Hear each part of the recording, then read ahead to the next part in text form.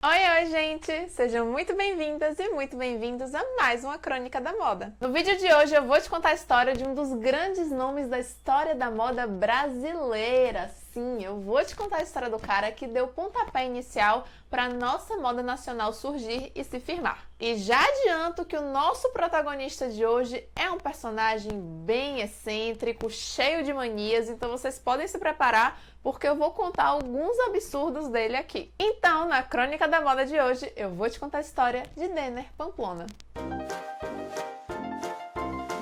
Antes de eu começar, se você gosta dos meus conteúdos aqui no YouTube, já deixa o seu like aqui embaixo nesse vídeo, porque isso me ajuda muito a continuar aqui contando as crônicas da moda pra você. Se você ainda não é inscrito no canal, se inscreve, é só clicar nessa bolinha aqui, é super rápido e prático.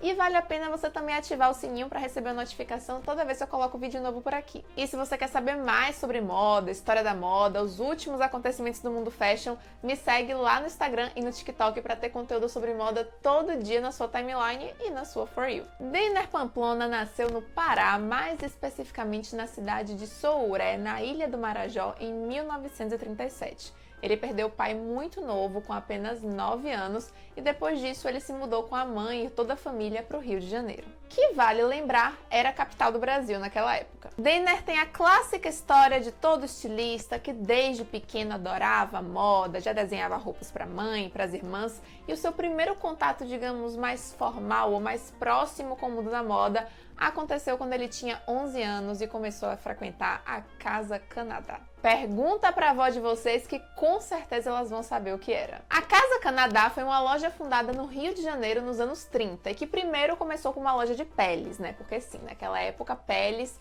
eram sinônimo de luxo, de sofisticação, de elegância, peles de animais de verdade. Não havia nenhum tipo de regulamentação e sim, as pessoas usavam peles mesmo no Rio de Janeiro 40 graus. E logo depois ela também evoluiu para vender roupas importadas, tecidos e artigos mais nobres. E obviamente muitas dessas roupas importadas vinham de Paris, mais especificamente das casas Balenciaga e posteriormente, no pós-Segunda Guerra, da casa Dior também.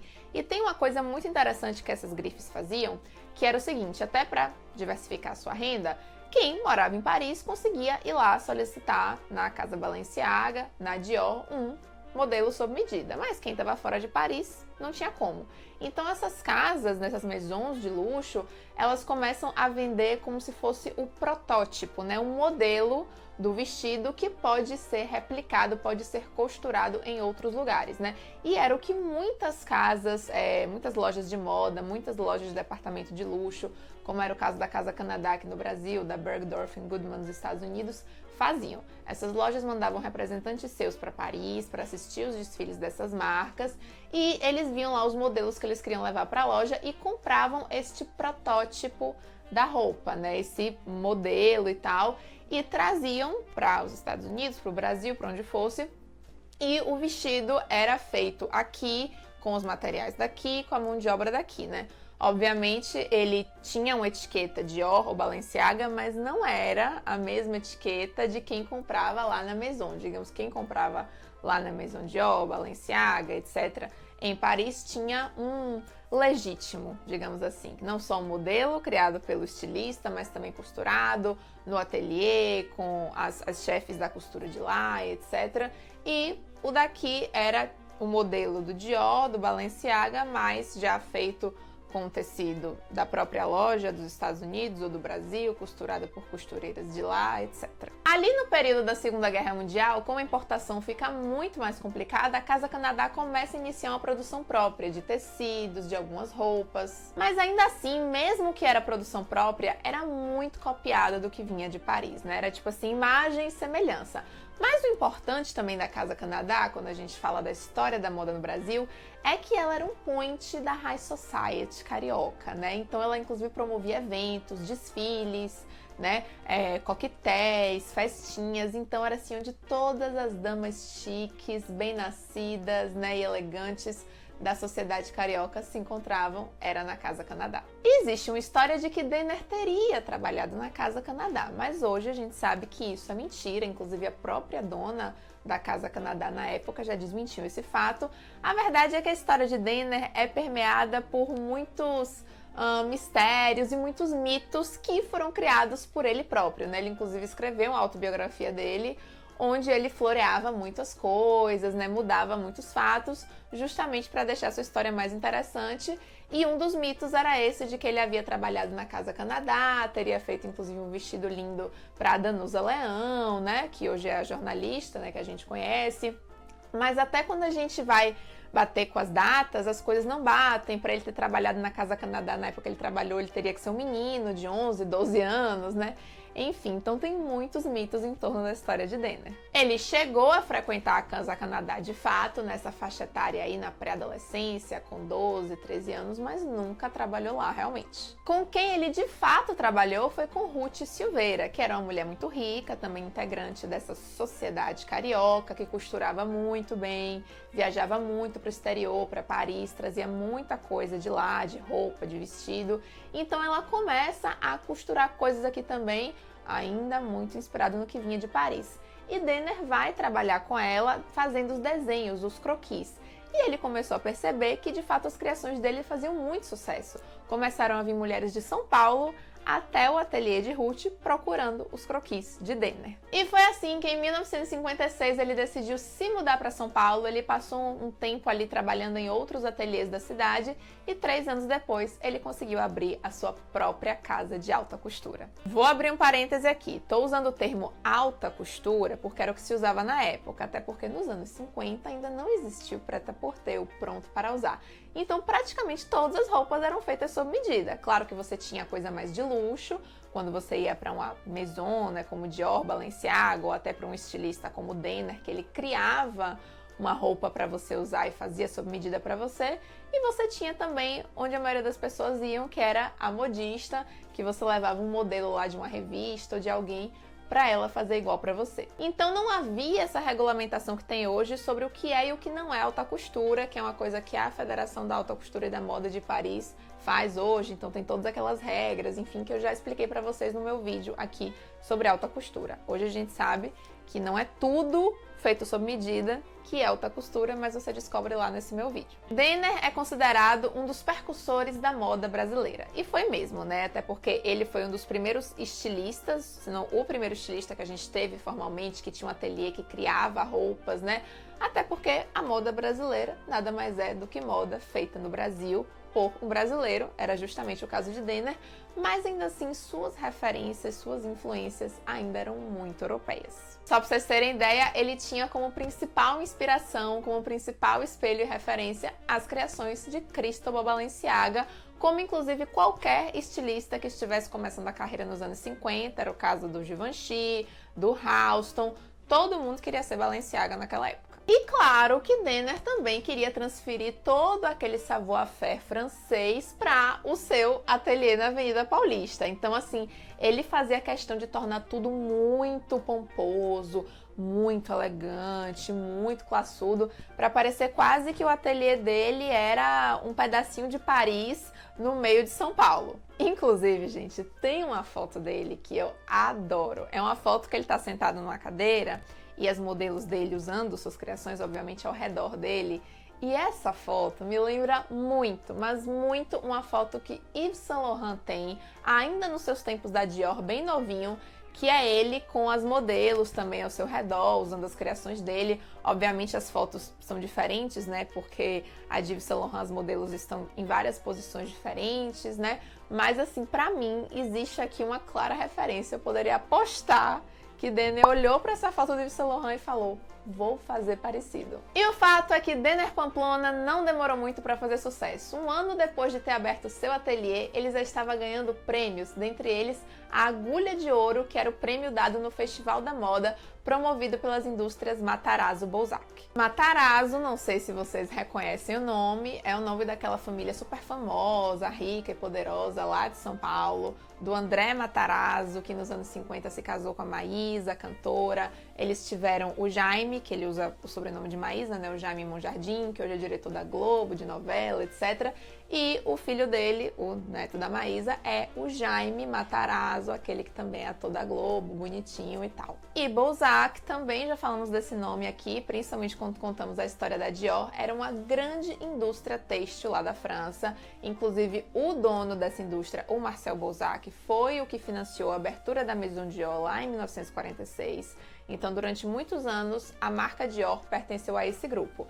E nos anos 50, a Balzac fez uma parceria, uma fusão com a Matarazzo e foi, assim, um grande negócio da indústria têxtil. Bom, e com esses prêmios todos, Denner vai ganhando cada vez mais notoriedade e começa a vestir as grandes damas das famílias mais poderosas do Brasil. Então, vai vestir muitas mulheres da família Matarazzo, da família Simonsen, da família Trussardi. Ele também vai vestir grandes nomes da nossa música, da nossa cultura, como a própria Maísa, a Elis Regina. Inclusive, Denner não só fez o vestido de noiva de Elis Regina para ela casar com Ronaldo Boscoli, como ele também foi padrinho de casamento dela. Outra cliente super importante, super ilustre que ele vai ter será a então primeira-dama Sara Kubitschek, esposa do presidente JK. Mas seria na pele de outra primeira-dama que as criações de Denner iam realmente brilhar. Eu tô falando de Maria Tereza Goulart, que foi esposa do presidente do Brasil, João Goulart, também conhecido como Jango. Maria Tereza, gente, ela começa sua carreira de primeira-dama muito novinha, só com 21 anos, em 1961, que foi o primeiro ano de governo do marido dela.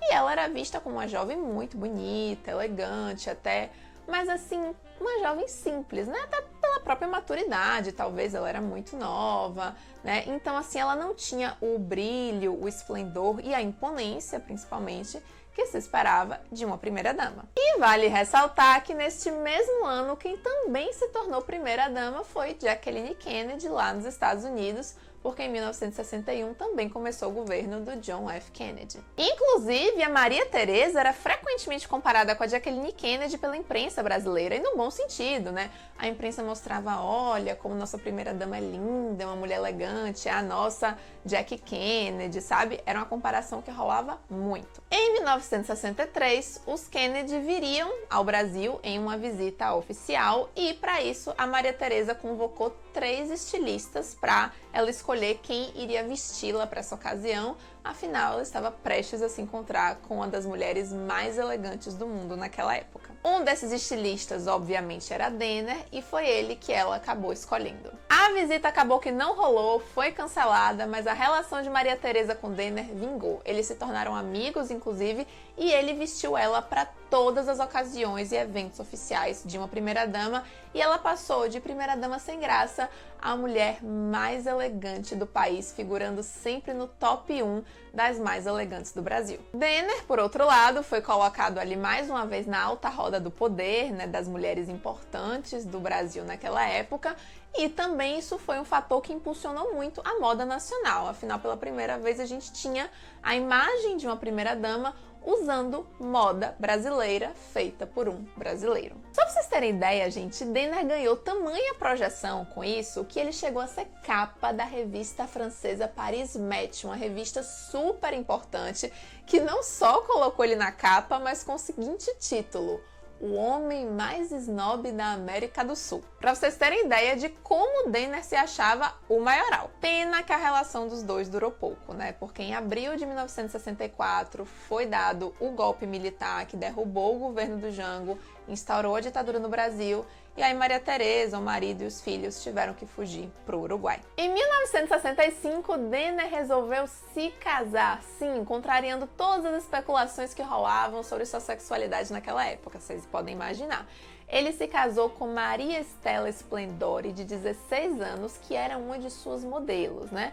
Inclusive, o casamento, assim, foi o acontecimento da sociedade na época. Teve ampla cobertura da imprensa, muito falatório sobre o vestido dela, né? Ele fez 3 modelos, né? Desenhou 3 croquis para ela e ela escolheu um com bordado de vision, muito bonito. Mas o casamento só durou 4 anos. Eles tiveram 2 filhos, mas 4 anos depois se separaram. Bom, e como eu falei no início do vídeo, Denner era uma figura excêntrica, tanto na aparência como nas manias. Ele deixava as olheiras aparentes de propósito, não me pergunte por quê. O cabelo era despenteado, mas na verdade estava muito bem penteado. com muito laque para que cada fio ficasse exatamente onde ele queria.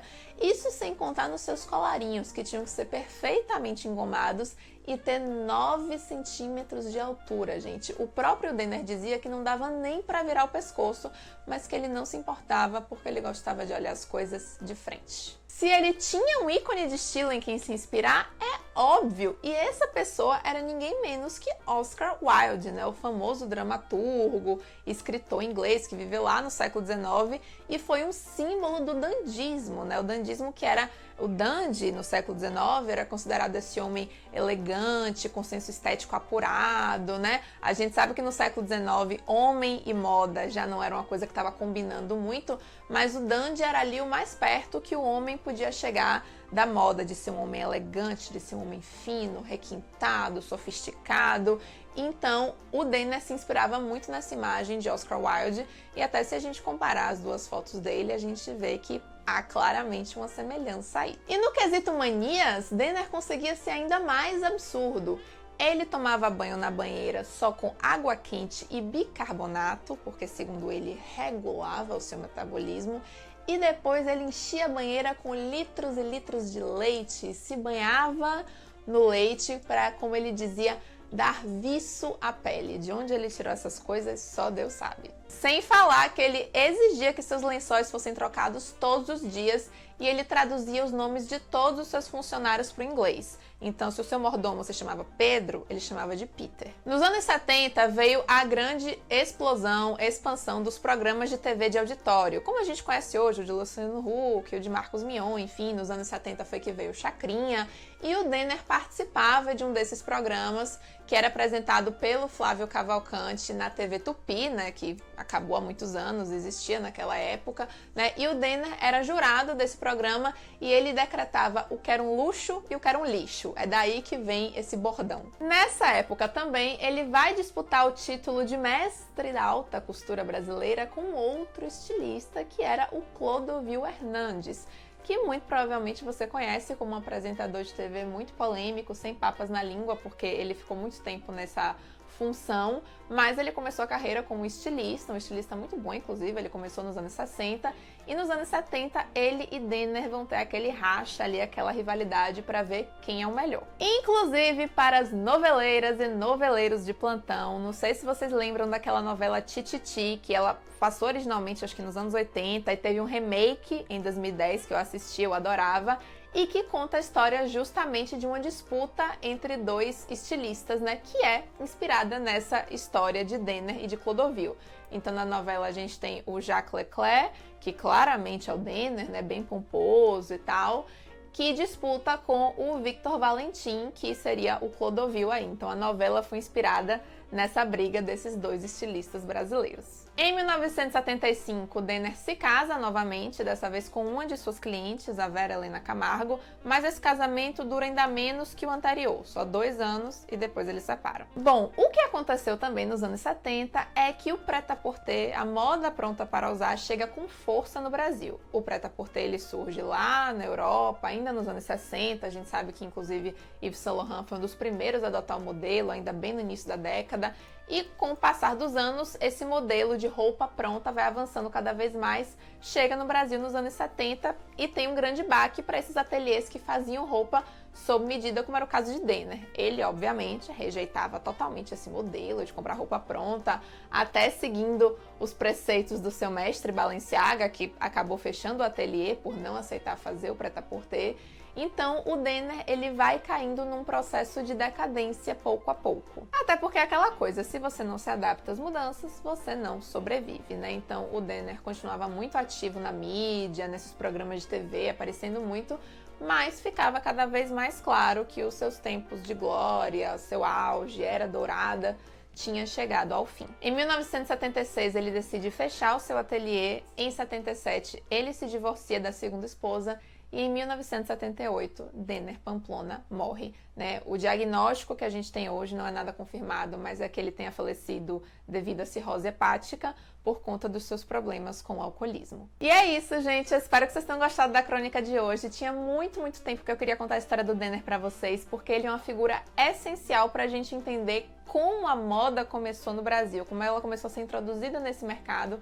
Como eu falei, apesar de ele ainda ter muitas referências europeias, né? A gente sabe que quem vai trazer primeiro referências mais brasileiras para moda aqui é a Zuzu Angel, inclusive tem vídeo dela aqui no canal também. Mas o Denner tem um papel muito importante de trazer esse mundo da elegância, do savoir-faire, da moda, do luxo principalmente, para o Brasil. E é aquela coisa, não significa que por ele se inspirar na moda europeia, que a moda dele fosse menos brasileira, porque afinal ele era um brasileiro fazendo moda no Brasil. Comentem aqui embaixo o que vocês acharam desse vídeo e até a próxima Crônica da Moda.